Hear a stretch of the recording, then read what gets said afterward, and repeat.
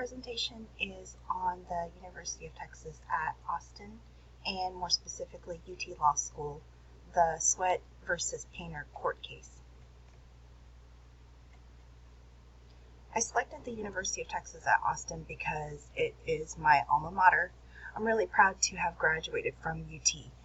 But even though I went there, I didn't know much about the rich and sometimes ugly history it has. My MSI project was on UC Irvine, so when I researched the diversity index for UT Austin, I was really surprised to find that it had a diversity index that is comparable to that of UC Irvine. So I took this campus history project as an opportunity to learn more about UT Austin and how it grew to be one of the most diverse campuses in Texas, and to learn more about some of the events in its history that led up to it. In 1876, the Texas Constitution was adopted with an article that stipulated that the Texas legislature establish a university of the first class. In 1881, the University of Texas was established, and by a vote of the people, the main university was selected to be located in Austin, Texas. In 1882, construction began on the main building, and the following year, UT Austin held its first classes, with 221 students, 163 men, 58 women, and 8 male faculty. This photo is the oldest known photo of Old Main in Austin, Texas.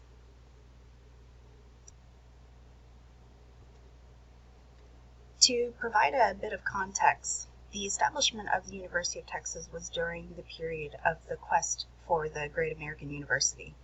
It was also during a period of disenfranchisement for Black Americans, as this was post-Reconstruction era, post-Civil War. Even though the North won the war, the South found ways to institutionalize racism through Jim Crow laws. Examples of some of the Jim Crow laws in Texas were denying entry to people of color in certain public areas.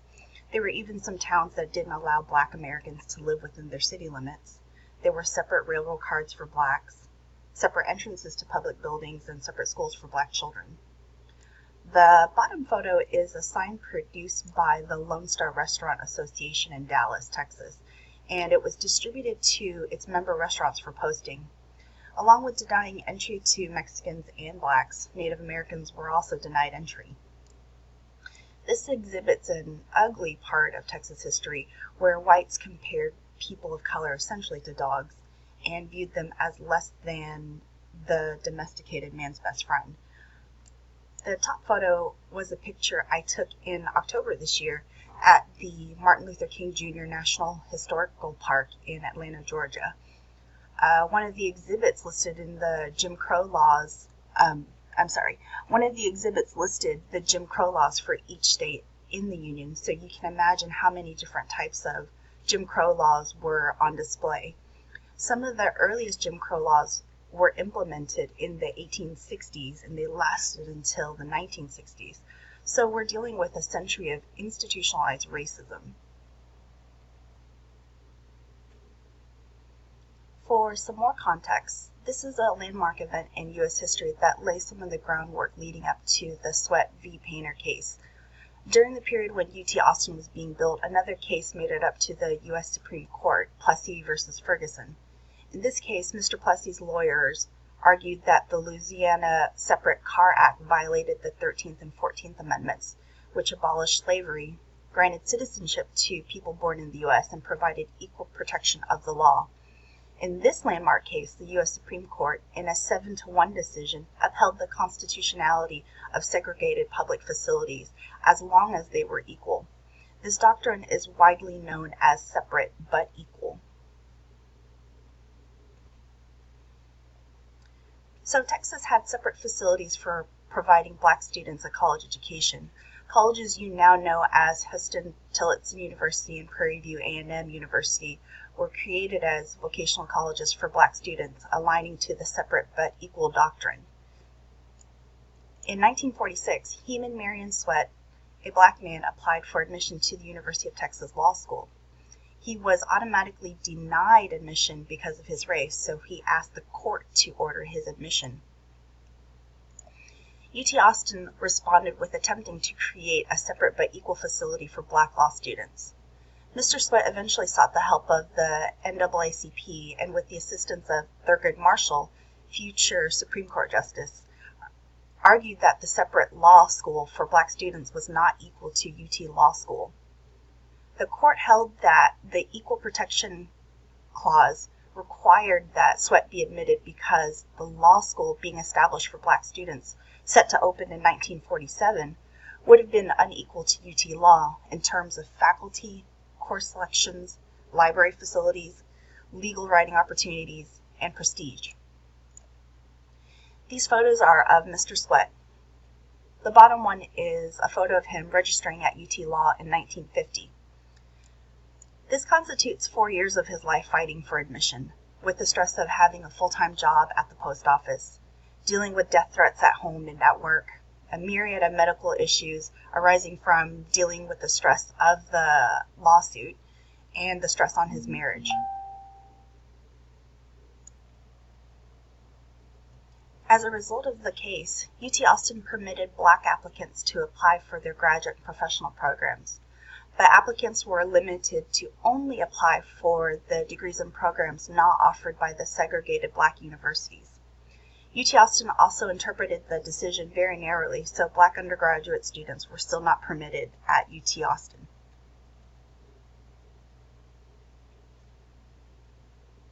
The photo here is of the School of Law at Texas State University for Negroes, which opened in 1947 in Houston, Texas. In 1951, they changed their name to Texas Southern University.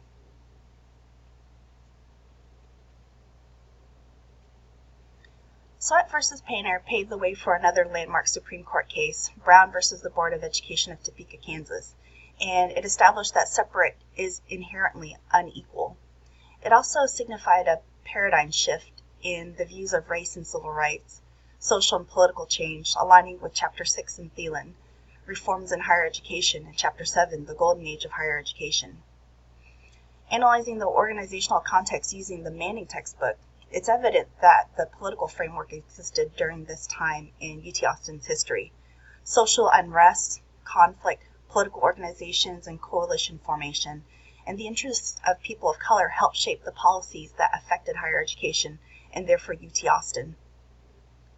Even though the courts ordered that Black American students be integrated into schools, there was still a culture of racial exclusion. According to Mr. Sweat's great-nephew, Heman Marion Sweat II, Mr. Sweat was isolated from other students at UT Law. Screens were put up around where he sat. Sometimes he was forced to work in the hallway, and he was constantly asked for identification by UT campus police. The friends that he did make on campus were so concerned for his safety, he was often walked to his car by his classmates after class.